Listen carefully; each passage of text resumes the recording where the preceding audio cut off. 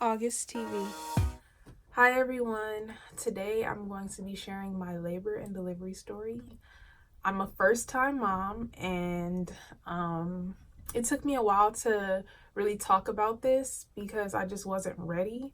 But now I feel ready and I'm just going to share it with you guys because I feel like it might be helpful to someone.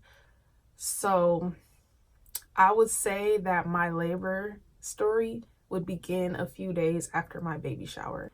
My baby shower took place on October 6th, and I had my daughter on October 31st.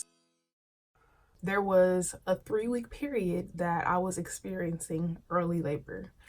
Um, the the first time I had a contraction, I actually was sitting down with my boyfriend and pregnancy cravings. I just wanted a Mexican pizza from Taco Bell.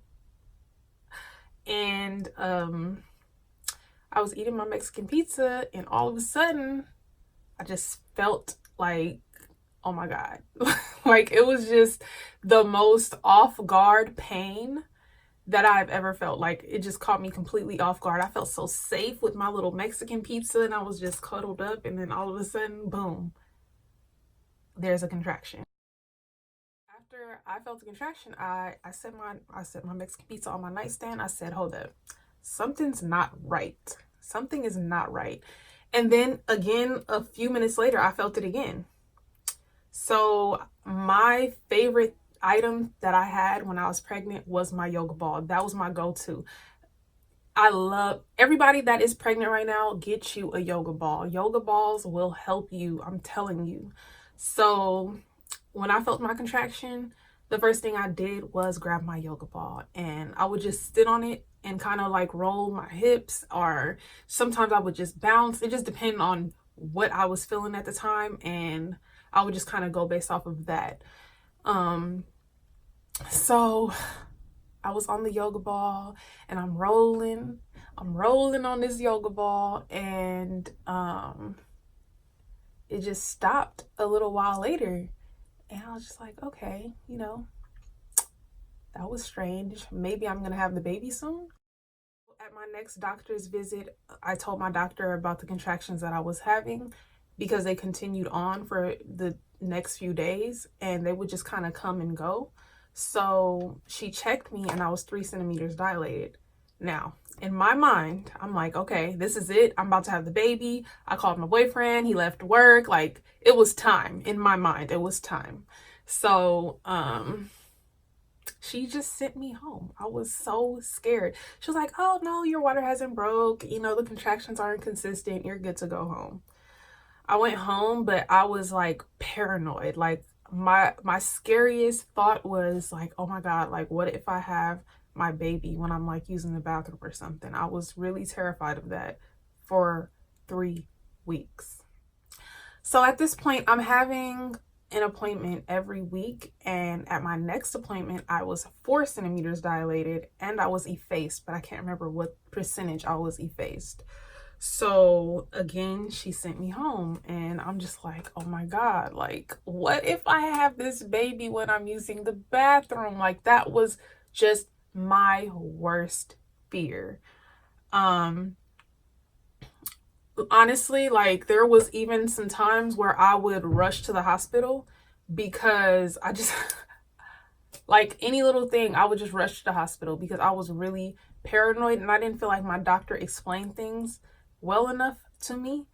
I felt like she left things out and kind of left me hanging on a cliff, and I was just really paranoid for those 3 weeks. It was not a fun time. I was having contractions, and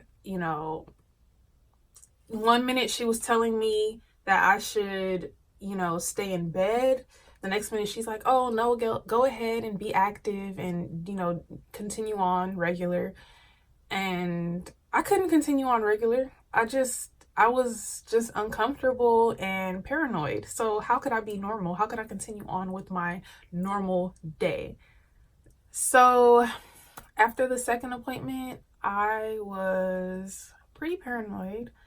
I remember one day I was like scared to move out of bed. I just stayed in bed because I was like, I just wasn't, I don't know. I just wasn't ready to have her because I knew that she would have been early. Like, it would have been early to have her because when I actually did have her, it was maybe like 3 days after my 38-week mark. So if I would have had her 3 weeks prior, she would have been born at 35 weeks. So basically, I went into early labor at 35 weeks, and um yeah, pretty scary for me. I remember just being at home and having contractions for like 2 hours, and then they just go away, and they just were never consistent enough for me to actually go into active labor. So on October 30th, I went to my doctor's appointment and she checked me. And at this point, I was dilated 4 centimeters still, but I was effaced. And she was like, "Oh my God, the baby is right there." And I'm like, "Well, let's get her out of there then."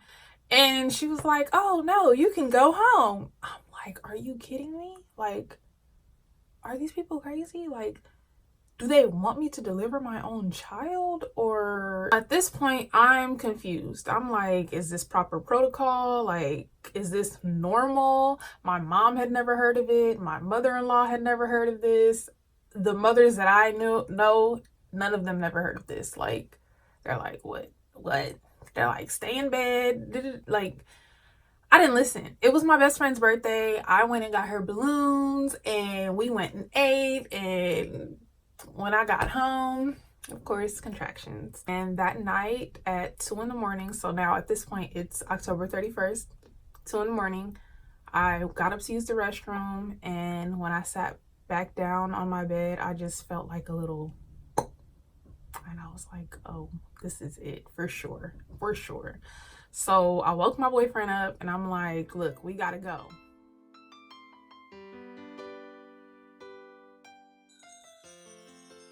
When I got to the hospital, they checked me and I think I was still 4 centimeters dilated. And they strapped my belly up with those bands to kind of monitor the baby's heartbeat and to see how far apart my contractions were. And during that time, I think I dilated another centimeter. So at the end of that whole test, I was 5 centimeters dilated. And they then took me to a room, and the contractions got more intense. So because I dilated 5 centimeters on my own, they wanted to see if I would progress without the Pitocin. The Pitocin is basically something to induce your labor. So I kind of sat around for an hour or two and nothing happened. And then they finally gave me the Pitocin.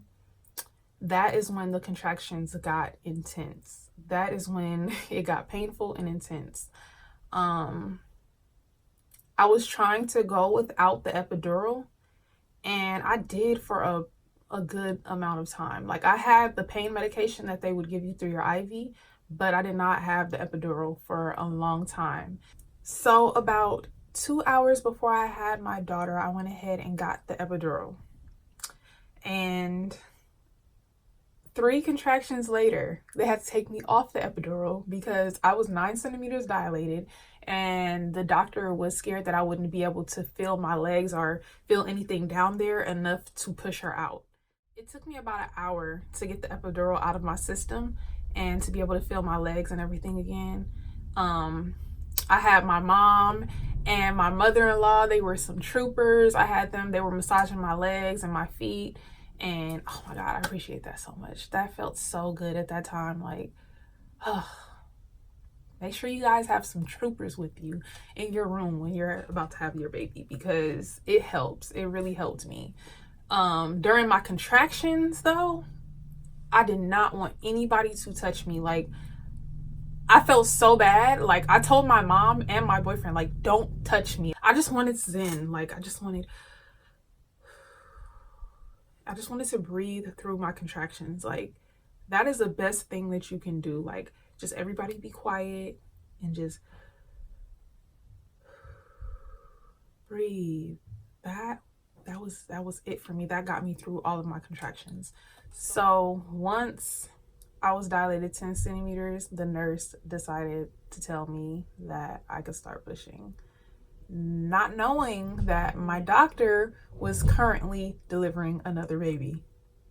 Here's what I want you to imagine. When we're pushing out a baby, it's 2 steps forward, 1 step back. So when you push, you move her down. You can see her moving, right? When the contraction's over, she goes boop, she sucks back in a little bit. So every time you're pushing, you're fighting to get her back down where she was, plus a little more. So it's important that you try to hold that breath for the whole 10 seconds, okay? Because if you hold it till 5 and then take a breath and do it again, we're losing momentum. Okay? Okay. So as best you can, all 10 seconds, all 3 pushes. Okay.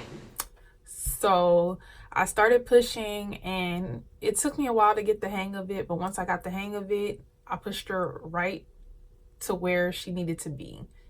So at this point, she was like not expecting me to do that fast. And she was like, "Oh, can you hold it for 10 minutes?" I'm not joking. This is all facts. This is all true story. She asked me to hold the baby right there for 10 minutes. That was the most painful 10 minutes of my life. Like, I feel like my labor experience would have been pretty smooth had that not happened, because she was right there. I was holding her and I was having intense and consistent contractions at that point. So 5 minutes in, I'm like, look, I cannot hold it. You go get a doctor. So she went and got a doctor, and he came in and he delivered my daughter. So I delivered my daughter at 12:22 p.m. and she was 7 pounds, 11 ounces, 19 inches. Like, it really showed me my strength. Like, I did not know I had. Okay, get it together. 1 second, you guys. So, just delivering my daughter and having the support that I had, I was just so overwhelmed and grateful. Like, I instantly burst into tears.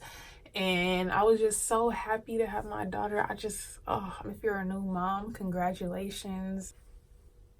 Take in this moment. Take it in every single moment. Take in every single moment, because I'm telling you that newborn phase, it might be scary, but it goes by so quick. So I hope you guys found this video helpful, and if you have any questions, feel free to ask me in the comments and I'll try to get back to everyone. Thank you for watching. Please subscribe, and I will see you in the next video. Bye.